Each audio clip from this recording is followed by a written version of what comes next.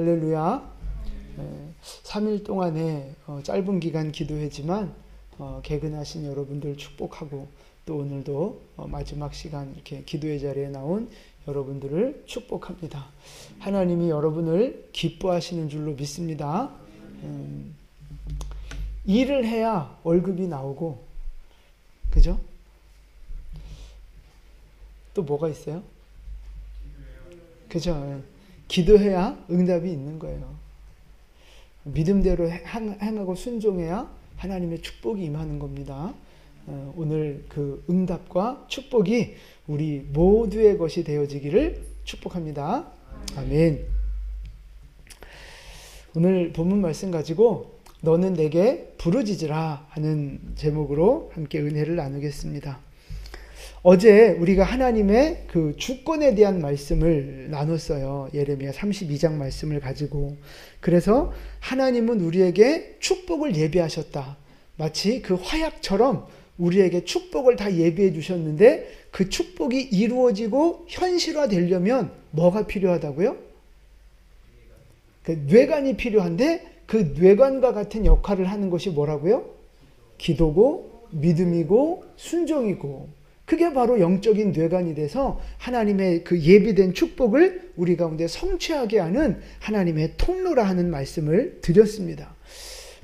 여러분 이 말씀을 진짜 잘 기억하시고 이 영적인 뇌관을 날마다 이렇게 작동시키셔서 응답을 경험하는 축복의 주인공이 되는 여러분 되시기를 축복합니다. 오늘 말씀의 배경은 똑같아요. 우리가 32장 살펴볼 때랑 똑같은데 지금 예루살렘 성은 포위되어 있습니다. 바벨론 군대에 포위되어져 있어서 이제 그 예루살렘 성만 무너지면 그 나라 이제 끝나는 거예요. 그리고 그런 상황 속에서 예레미야는 어떤 상황이에요? 감옥에 갇혀 있는 거예요. 그래서 오늘 1절 말씀에도 보면 예레미야가 아직 시위대 뜰에 갇혀 있을 때에 그러잖아요. 지금 예레미야는 감옥에 갇혀 있는 상황입니다. 그러니까 보세요. 나라도 이제 망했고 코앞에서 이제 망하기 바로 직전이에요.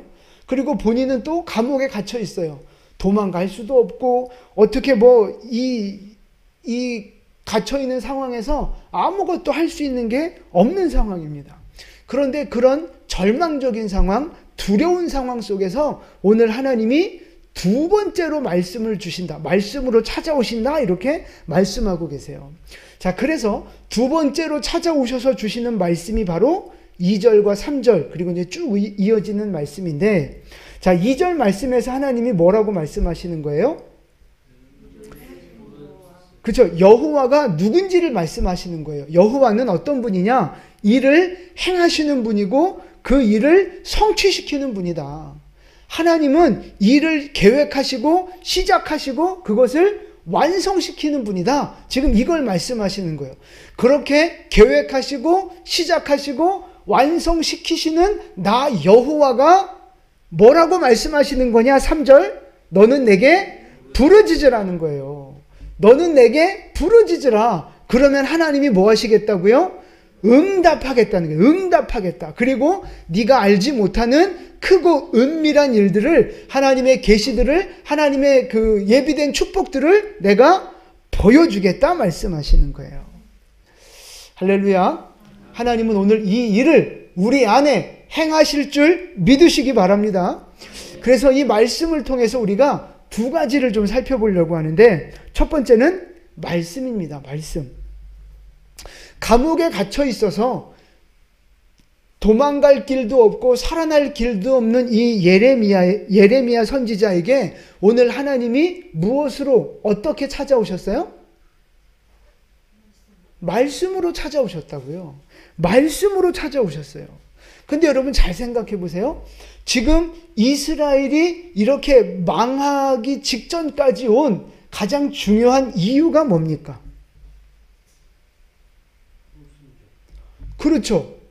불순종을 다른 말로 말하면 말씀을 버린 거예요. 말씀이 없는 거예요.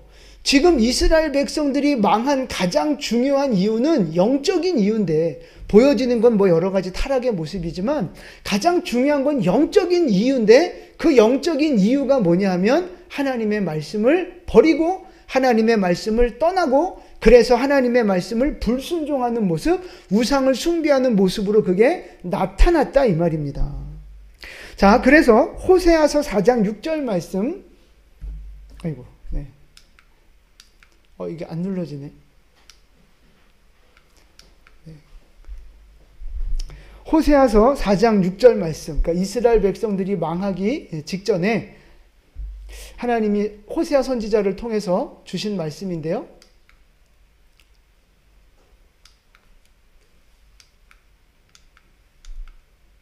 제가 할게요. 네, 잠깐만요.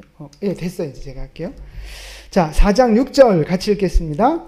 내 백성이 지식이 없으므로 망하는도다. 내가 지식을 버렸으니 나도 너를 버려 내 제사장이 되지 못하게 할 것이요, 내가 내 하나님의 율법을 잊었으니 나도 내 자녀들을 잊어버리리라. 아멘. 내 백성이 뭐가 없어서 망해요? 지식이, 하나님의 말씀이 없어서 망한다는 거예요. 그러니까 이스라엘 백성들이 하나님의 말씀을 버렸으니까 그러면 하나님도 나도 너를 버리겠다 이거예요. 제사장이 되지 못하게 하겠다는 거죠. 그리고 네가 하나님의 율법을 잊었으니까 나도 그럼 너의 자식들을 잊어버리겠다, 돌보지 않겠다, 축복하지 않겠다, 그렇게 말씀하고 계시는 거예요. 하나님의 말씀이 있으면 사는 거고요, 하나님의 말씀이 없으면 망하는 거예요. 그냥 지식적인 말씀, 이론으로 알고 있는 말씀, 이런 거 말고 내 마음에 새겨지는 말씀, 내가 순종하고 굴복하는 그 말씀이 있으면 사는 거고요, 그 말씀이 없으면 망하는 거예요. 그래서 하나님이 그 백성들을 살려주실 때, 하나님이 그 백성들을 치료하시고 그 백성들을 구원하실 때 뭐를 보내주세요? 말씀을 보내주시는 거예요. 자, 시편 107편 20절, 그가 그의 말씀을 보내어 그들을 고치시고 위험한 지경에서 건지시는도다. 아멘. 말씀을 보내셔서 자기 백성을 고치기도 하시고 구원하기도 하시고 축복으로 이끌어가기도 하시고, 이게 다 말씀이라고요. 말씀. 그래서 성경을 기록하신 거고요, 그래서 설교자, 선지자들을 보내시는 거고요, 그래서 말씀의 사람들을 붙여주시는 거예요. 말씀이 있으면 살고요, 말씀이 없으면 망하는 거예요. 그래서 예레미야 선지자도요, 하나님의 말씀을 계속해서 받는 사람이잖아요. 그러니까 나라가 망하는 이 상황 속에서도, 감옥에 갇혀서 죽음의 위기에 있는 그 상황 속에서도 결국 예레미야는 살아남아요. 단순히 육신의 목숨만 살아남는 게 아니라 그 영혼이 구원을 받는다고요. 하나님의 돌보심 아래 있다고요. 그런데 말씀이 없는 백성들, 말씀을 버린 백성들은 결국 어떻게 돼요? 망하는 거예요. 죽는 거라고요. 그래서 가장 중요한 거, 우리가 살아나려면 뭐가 있어야 하느냐? 말씀이 있어야 된다는 거예요. 우리의 삶이 그렇다 이 말입니다. 여러분, 우리의 삶에 고난이 다가올 때, 그리고 이렇게 마치 그 감옥에 갇힌 것처럼 헤어날 길이 없을 때, 뭔가 이게 이 길이 다 막힌 것 같고, 내가 뭔가 이렇게 돌파구가 없고, 인생이 정말 이제 절망밖에 남은 것이 없다고 여겨지는 그런 아주 깊은 고난과 절망 가운데 우리가 빠질 때가 있거든요. 근데 그때 우리에게 필요한 게 뭐예요? 말씀이요, 말씀. 말씀이 내 안에 내 머리를 탁 치거나, 말씀이 내 가슴을 탁 두드리는 말씀이 있거나, 아니면 뭔가 이렇게 번뜩하고 하나님의 말씀이 생각나거나, 성경을 읽을 때 하나님의 말씀이 이렇게 탁 깨달아지는 게 있잖아요. 그렇게 말씀이 뭔가 내 안에 영혼의 어떤 충격으로 탁 다가오면, 그때부터는 반전이 시작되는 거예요. 그때부터는 우리에게 믿음이 생기고, 소망이 생기고, 지혜가 생기고, 살아갈 어떤 길들이 열려지고, 그렇게 되는 거예요. 여러분, 그 경험해 보신 분들이 있을 거예요. 정말 절망 같은 상황, 이제 나는 끝났어, 더 이상 이제 방법이 없어 라고 생각할 때, 인생의 막다른 골목에 처해 있을 때 하나님의 말씀이 나를 탁 비춰주시고 하나님의 말씀이 내 가슴을 탁 울리면 그때부터 우리의 인생은 바뀌어지기 시작하는 거예요. 죽을 것 같던 인생도 이제는 살 길이 생기는 거고 생명의 소망이 생기는 거고 축복을 소망하게 되는 인생으로 바뀌어진다, 이 말씀입니다. 여러분, 말씀이 있는 사람은요, 그래서 문제를 돌파하고 어둠을 뚫고 전진하는 사람이 되는 거고요. 말씀이 없는 사람은 그 어둠과 문제에 그냥 눌려서 무너지는 사람이 되는 거예요. 그래서 정말 중요한 게, 우리 신앙의 가장 중요한 게 바로 말씀입니다. 그래서 여러분, 말씀을 들으셔야 돼요. 말씀을 찾으셔야 돼요. 말씀을 기억하시고 암송하시고 말씀을 가까이 하셔야 한다는 사실이에요. 다시 한번 따라해 보실까요? 말씀이 있으면 살고 말씀이 없으면 죽는다. 여러분, 하나님의 말씀을 생명처럼 붙드시기를 축복합니다. 그래서 죽는 자 되지 마시고 고난 앞에, 절망 앞에, 어둠 앞에 무너지는 자 되지 마시고 오히려 말씀의 능력을 갖고 그 고난을 뚫고 전진하는 여러분 되시기를 예수님의 이름으로 축원을 드립니다. 오늘 예레미야에게 하나님의 말씀으로 찾아오신 것처럼 오늘 여러분에게도 이 설교 말씀이, 또 그리고 이후에 이 성경을 읽을 때 하나님의 말씀이 여러분을 찾아오셔서 여러분의 삶을 반전시키시고 축복과 능력으로 이끌어 가시는 그런 복된 성도가 되시기를 예수님의 이름으로 축원을 드립니다. 자, 두 번째 말씀 한 가지 더 말씀드리면요, 바로 기도입니다. 기도. 오늘 감옥에 갇혀있는 예레미야 선지자에게 하나님이 무엇으로 찾아오셨어요? 말씀으로 찾아오셨잖아요. 그런데 그 말씀의 내용이 뭐예요? 뭐 하라고요? 기도하라는 거예요. 부르짖어 기도하라. 그러니까 그냥 기도하는 게 아니고요, 부르짖어 기도하라는 거예요. 소리 내서 기도하라는 거예요.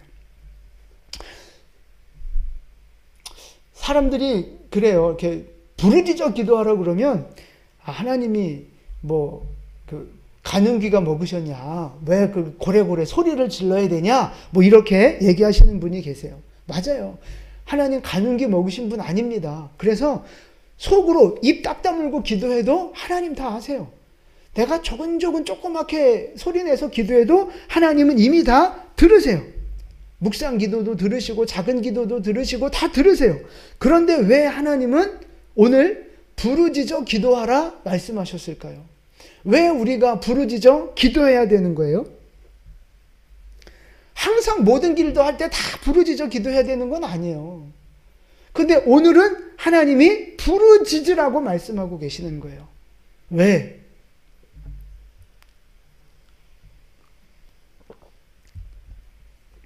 예레미야 선지자가 감옥에 갇혀있기 때문에 그런 거예요. 다시 말해서 앞뒤가 꽉 막혀 있는 거예요. 더 이상 길이 없고 방법이 없는 그런 상황에 처해 있기 때문에 이럴 때 하는 기도는 부르짖는 기도가 필요하다, 이 말인 거죠. 앞뒤가 막히고 절망에 빠져 있는 상황 속에서는 큰 소리로 부르짖어 기도해야 되는 거예요. 그래야 살 길이 열린다고 하나님이 말씀하시는 거예요. 물론 여기서 말하는 그 부르짖는 기도가 첫 번째로는 당연히 이렇게 큰 소리로 주여 하고 큰 소리로 기도하는 거 맞죠. 근데 그만큼 간절한 마음으로 기도하라는 의미도 포함되어 있는 거거든요. 사도행전 16장에 가보면 바울과 실라가 복음을 전하다가 감옥에 갇힙니다. 감옥에 갇히게 되는데, 감옥에 갇혔을 때 바울과 실라가 뭐 해요? 기도만 해요? 기도하고 찬송합니다. 그런데 그 지하 감옥에 갇혀서 기도하고 찬송하는데 누가 들을까봐 조용하게 기도하고 조용하게 찬송했을까요? 아니면 큰 소리로 기도하고 큰 소리로 찬송했을까요? 봤어요? 들었어요? 어떻게 알아요? 예, 성경에 보면 바울과 실라가 기도하는 소리, 찬송하는 소리를 그 감옥에 있는 죄수들이 다 들었다고 얘기하고 있어요. 그러니까 그만큼 그거는 소리 내서 큰 소리로 기도하고 찬송했다는 말씀입니다. 그러니까 바울과 실라가 큰 소리로 감사 기도하고 큰 소리로 찬양하고 할 때 무슨 일이 벌어져요? 그 감옥 안에 지진이 일어나는 거예요. 옥토가 흔들리는 지진이 일어나는 거예요. 그러면서 그 감옥 문들이 다 철거덕 다 열렸어요. 감옥 문들이 다 열렸다고요. 그러니까 여러분 보세요. 언제 부르짖어 기도하고 언제 큰 소리로 기도해야 하는 거예요? 뭐 늘 그렇게 기도할 수 있고 기도하면 좋겠지만 특별히 앞뒤가 막혀 있는 상황 속에 감옥에 갇혀 있는 것처럼 더 이상 길이 없고 방법이 없다고 여겨지는 그 절박한 상황일수록 우리에게는 부르짖는 기도가 필요한 거예요. 한 걸음 더 나아가서 정말 기적을 경험하길 원한다면, 정말 살아계신 하나님의 능력을 체험하길 원한다면 그럴 때일수록 더 간절하게 더 부르짖는 기도가 필요하다는 겁니다. 그래서 여러분, 고난 중에 있는 여러분, 부르짖어 기도하셨으면 좋겠어요. 물론 기본적으로 늘 기도하시지만 정말 힘들고 어려울수록, 그리고 더 기적과 능력을 경험하기 원할수록 부르짖어 기도하는 여러분 되시기를 축복합니다. 그래서 하나님의 정말 그 크신 능력, 크신 기적을 경험하는 여러분 되시기를 축복합니다. 오늘 하나님의 말씀을 정리합니다. 예레미야 32장, 33장을 지금 3일간에 걸쳐서 살펴봤는데요. 여러분, 하나님이 우리를 향해 축복을 준비하셨고 약속하셨고 그 축복을 우리에게 이루실 겁니다. 축복을 계획하시고 준비하시고 행하시고 완성시키는 것까지 다 누구의 일이에요?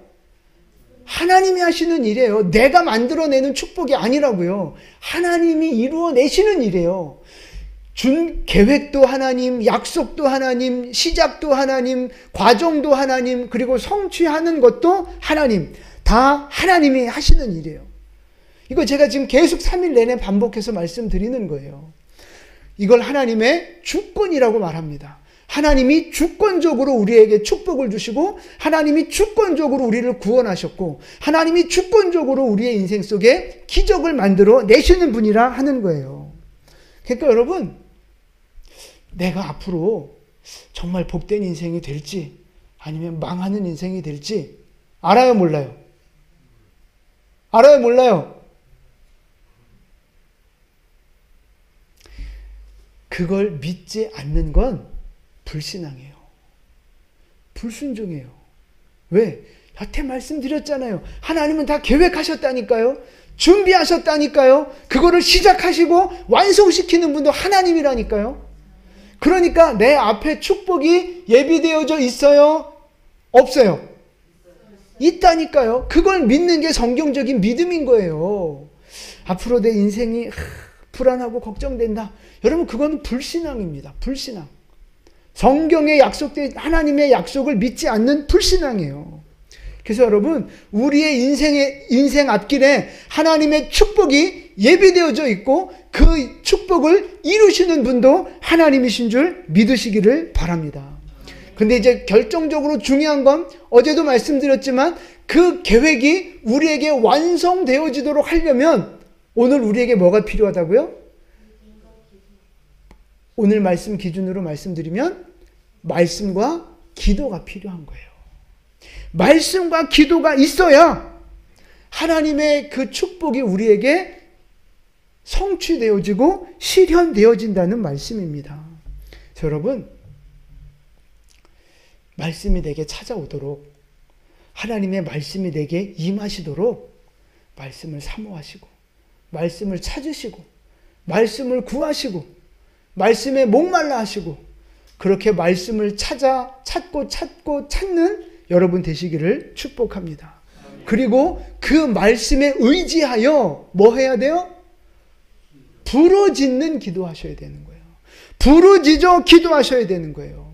그러면 하나님이 우리에게 응답하겠고, 우리가 알지 못했던, 생각하지도 못했던 크고 은밀한 일들을 우리에게 보이실 줄로 믿습니다. 우리가 부르짖어 기도할 때 하나님이 준비하시고 약속하셨던 축복이 우리 안에 성취되도록 역사하실 줄로 믿습니다. 오늘 이 말씀을 붙잡고 간절히 기도하셔서 하나님의 축복을 경험하는 축복의 주인공 되시기를 예수님의 이름으로 축원을 드립니다. 아멘.